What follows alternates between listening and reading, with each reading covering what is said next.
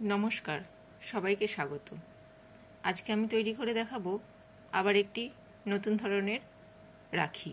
তার জন্য লাগছে কটন বল, লাগছে ক্যাপ, গোল্ডেন ক্যাপ এবং মুক্তপুঁতি এবং গোল্ডেন বল, আর লাগছে ডলি সুতো। প্রথমে 14 ইঞ্চি সমান করে ডলি সুতোটা কেটে নিলাম এবং 4 ইঞ্চি দূরে একটি ভালো করে গিঁট দিয়ে নিলাম। তারপর সূচের সাহায্যে প্রথমে একটা ছোট গোল্ডেন বল, তারপরে একটা বড় গোল্ডেন বল এবং একটা মুক্তপুঁতি পর্যায়ক্রমে গলিয়ে নিলাম। এরপর একটি ক্যাপ উল্টো দিকে করে গলিয়ে নিলাম এবং ওই কটন বল তারপরে গলিয়ে নিয়েছি সূচের মধ্যে এবং সোজা দিক করে আরেকটি ক্যাপ গলিয়ে ওটাকে সেট করে নিলাম।